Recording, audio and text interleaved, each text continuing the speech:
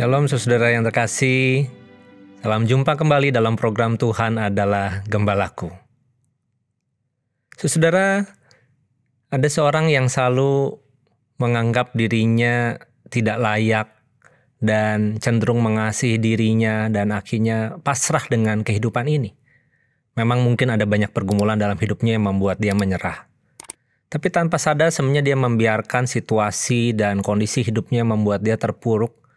Padahal sebenarnya dia punya pilihan.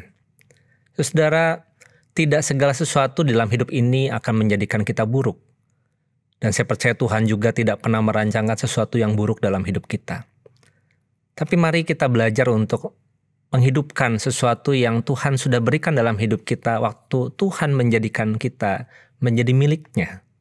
Ini yang Paulus ajarkan bagaimana kita boleh hidup dengan benar, sewaktu kita dipanggil menjadi milik Tuhan dan kita bisa berbuat dengan benar dan kita juga bisa merancangkan sesuatu yang baik adanya. Dalam pembacaan Roma pasal 7 ayat 1 sampai ke 6.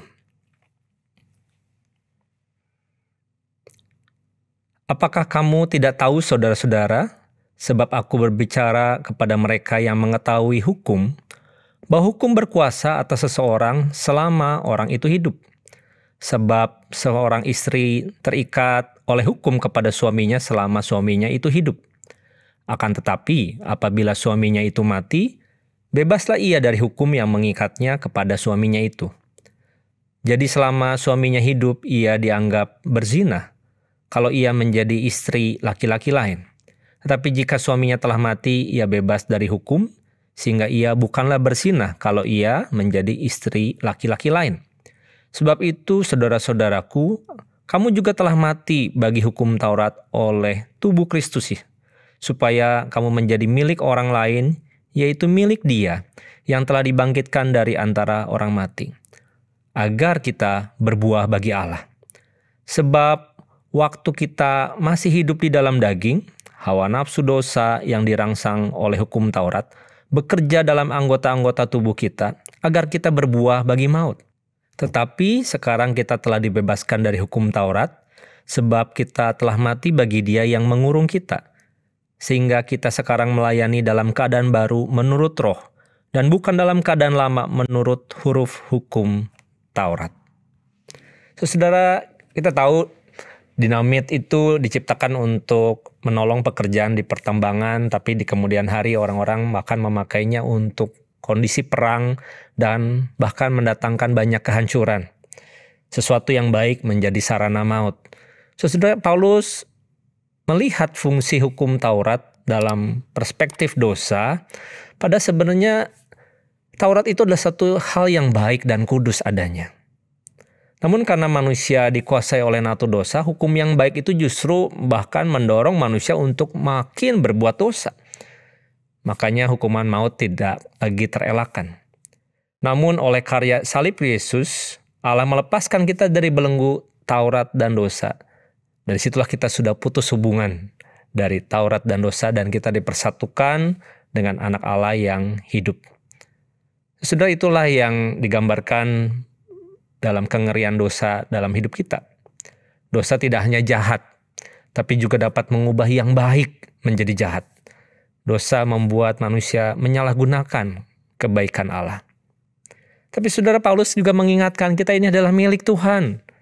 Hidup yang dulunya mungkin dalam kedagingan dan nafsu dosa, tetapi sekarang hidup di dalam Kristus itu yang menolong kita bahwa kita menjadi sebuah pribadi yang memiliki pilihan dan kesempatan untuk dibebaskan dan memiliki kebahagiaan yang tidak mungkin sebenarnya diterima oleh kondisi manusia sebelumnya. Itu juga menjadi alasan bagi Paulus untuk membuat dirinya bisa melayani dalam keadaan yang baru. Bagi Paulus ketika dia dipanggil untuk melayani bukan karena hukum Taurat yang dia pelajari sebagai orang Yahudi, tapi karena ada Roh Allah yang sudah menyelamatkan dan mengubah dirinya. Nah, saudara, inilah yang sebenarnya kita perlu tanamkan dalam diri kita, yaitu satu pola pikir yang benar, satu pemahaman di mana kita menyadari bahwa Tuhan mau kita berjalan dengan baik, dengan benar, dan menghasilkan kehidupan yang berbuah. Dan tanggung jawab kita sebagai milik Allah bukanlah sesuatu yang mudah untuk dijalani. Kadang-kala kita perlu pengorbanan untuk melakukannya. Seperti Paulus yang punya tekad kuat di dalam dirinya untuk menjadi saksian bahwa dia adalah milik Allah. Ada banyak tantangan, penolakan, fitnah yang dihadapi. Nah, kita adalah milik Allah yang istimewa. Nah, keistimewaannya terbukti pada waktu kita bisa berbuat benar, bukan karena perbuatan jahat itu dilarang, tapi karena kita menyadari kebenaran itulah yang sebenarnya kita mau hasilkan di dalam hidup ini. Mari kita jadikan setiap pikiran, perkataan, dan perbuatan kita itu berbuah di dalam kasih Allah. Sehingga setiap orang yang mengenal kita itu bisa merasakan ada kebaikan, ada kasih Allah di dalam dirinya.